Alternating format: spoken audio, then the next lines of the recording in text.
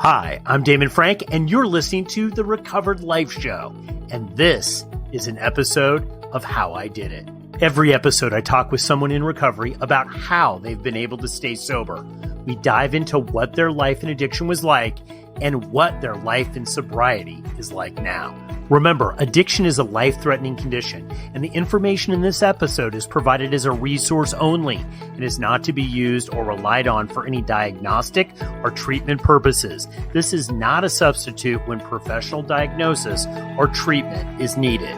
Now, let's jump into the discussion and find out how they did it.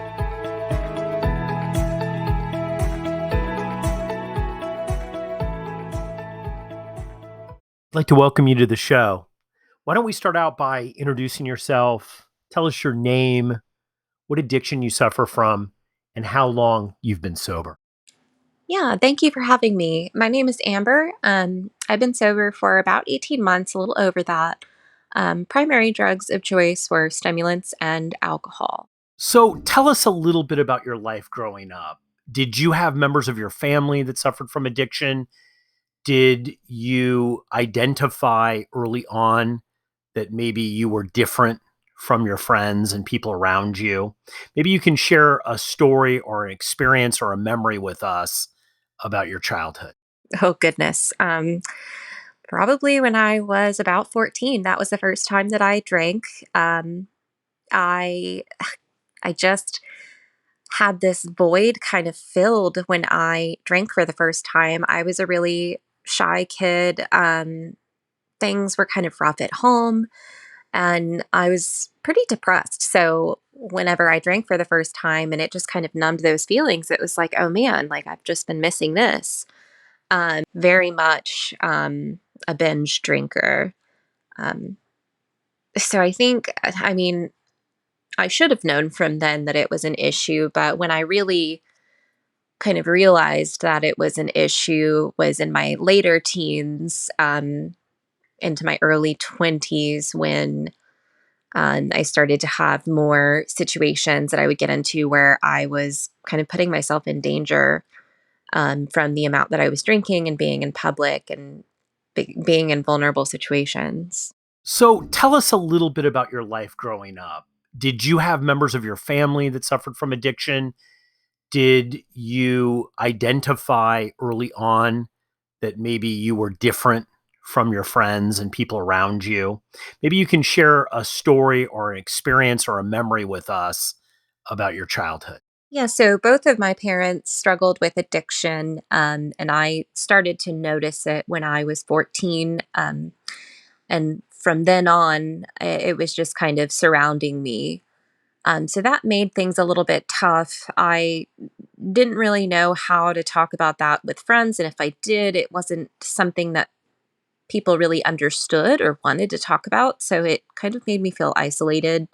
Um, and then, of course, when I started to turn to alcohol, um, it was kind of a way almost to fit in, I think, with not just my family, but with my peers, because I didn't really have an easy time relating to my peers.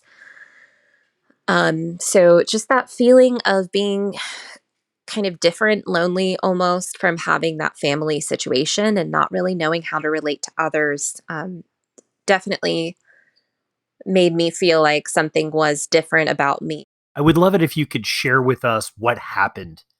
What happened to your life as a result of addiction? What did your life become and how did you live your life day to day? Well, for a while, I was mostly a binge drinker. So I wouldn't drink daily, but when I did drink, I would drink to blackout mostly. Always wake up with terrible hangover. I just have these horrendous memories of being in these situations that I would never have put myself in if I had been sober.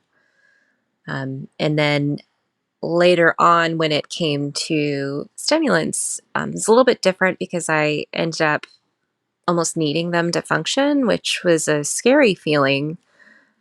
And I was really just using these things to avoid dealing with trauma that I had experienced as a kid and in my 20s. And I was also perpetuating that cycle of trauma because with addiction comes more trauma, usually. from being in dangerous situations. So toward the end, I was truly, truly miserable. I was fortunate enough not to have any legal issues or issues with work, but I was definitely on a path that would have led me to having issues legally and with work. I just can only imagine. I'm so glad that I got out when I did. But it was really bad. At the end, I was just struggling.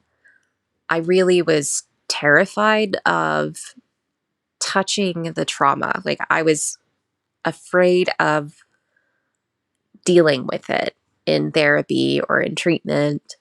And that was really what was holding me back because I wanted to crawl out of my skin all of the time. So I just could not handle what I was feeling. And I didn't have the coping mechanisms at that time to deal with it.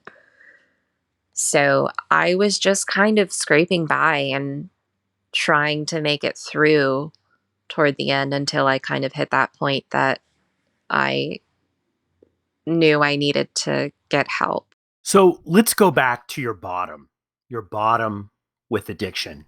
What was going through your head the day that you decided to get sober? Did you make a decision? Was it challenging?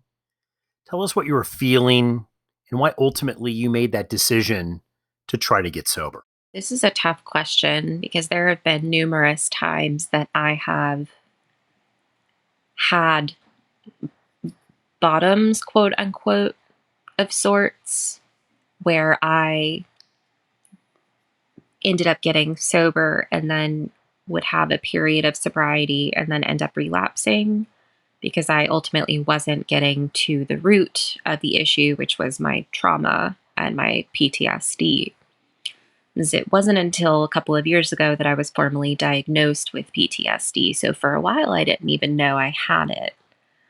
So I was all this time just kind of desperate to feel better. So I would be drinking or using to try and achieve that goal. And then my bottom would be just sort of a horrendous kind of experience where I was in a dangerous situation or something that made me feel a lot of shame or where I caused a rift with a friend or a family member. And then that would prompt me to get sober and have a period of sobriety. But because I wasn't addressing my trauma, I would end up getting to that same point where I would just want to crawl out of my skin and I didn't know how to cope with what I was feeling. I felt like I wasn't safe, and that is what would result in me drinking or using again. So I would say the ultimate kind of bottom was this most recent time that I'd gotten sober, which was when I had sort of a mental health crisis of sorts. I was in a very, very dark place. I had kind of lost the will to try and to take care of myself and to get better. I was kind of not seeing the point in things. And I was at a point where I was not just crawling out of my skin because of the trauma, but also because of the alcohol. So I just at this point was again desperate to feel better and achieve a sense of peace. I was so desperate for a sense of peace. It's something I really never could attain, whether sober or drinking or using. So it's funny because that desperation to feel better was what would end up with me drinking or using, but it ended up being the thing that ultimately got me to this more stable and solid period of sobriety that I have been in. And I think the main difference this time was that I reached a point of acceptance that I needed more substantial help and I needed to do some sort of formal treatment. So I kind of threw my hands up and just went to outpatient treatment. And at the same time, I was doing weekly therapy to address trauma because I knew that that had to be addressed, or else I was not going to last in my sobriety this time. So I think the kind of common denominator across all the times that I have had a bottom, quote unquote, was that there's just a lot of shame, um, and regret and just pain and hurt, and just kind of a realization that I couldn't live that way anymore, and that something had to change, and that something had to be, that I needed to be sober, desperate for.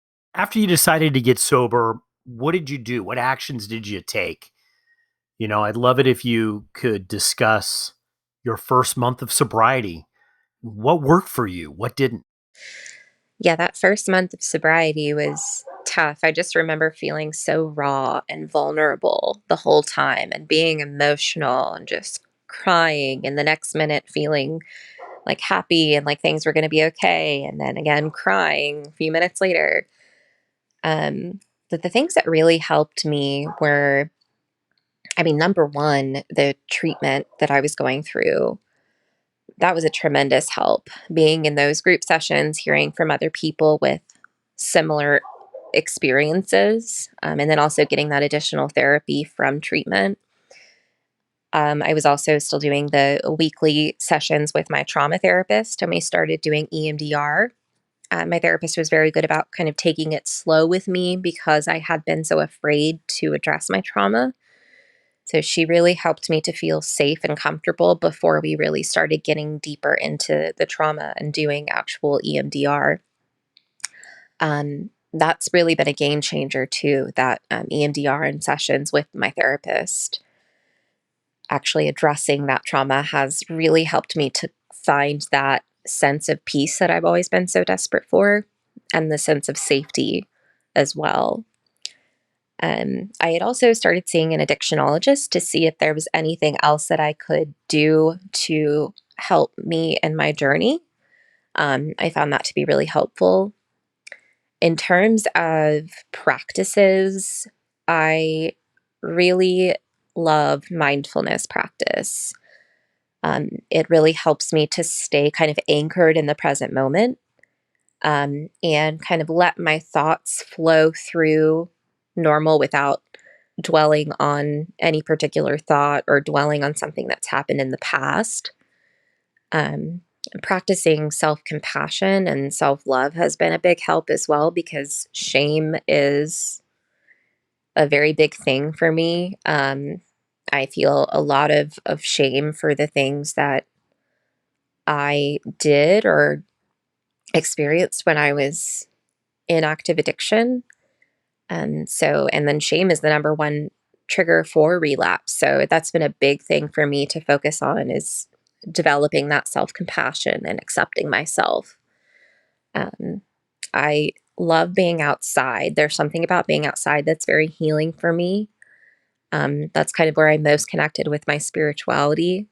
And that's where I like to practice mindfulness the most, because I'm just kind of focused on, how pretty the trees are, how it feels outside, feeling the breeze on my skin, feeling the sun on my face. And then that like physical activity, walking around outside, is really beneficial as well. Um, so all of these things have really helped me. I also did do some meetings with Recovery Dharma. AA was something that didn't really fit for me. I had tried it a few times, but coming from a place of trauma, I found it difficult to follow some of the pieces of advice that would come from AA, like accepting powerlessness when I already felt powerless from my trauma, or taking a moral inventory when I, was taking ownership of things that were not mine to own. There are definitely some things from AA that are beneficial.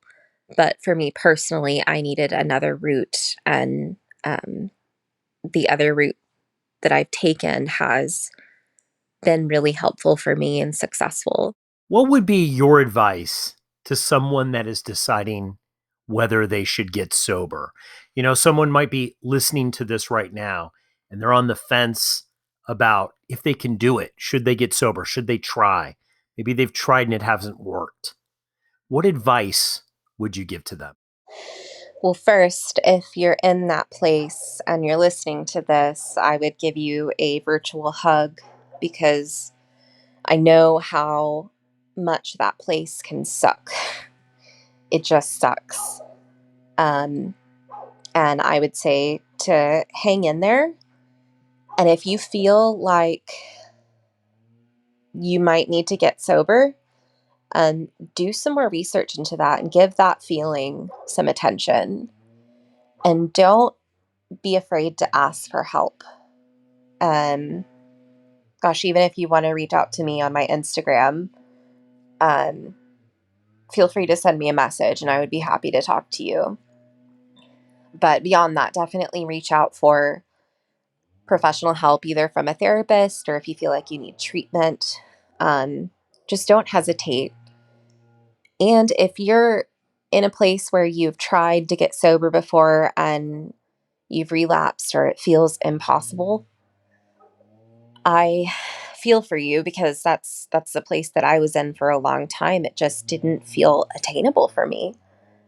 And if you're in that place, first of all, don't discount the periods of sobriety that you've had, because those periods of time still matter. You were doing work in order to stay sober during that time, no matter what. If you were staying sober in any way, you were doing work, and that is part of your journey, and that makes you stronger.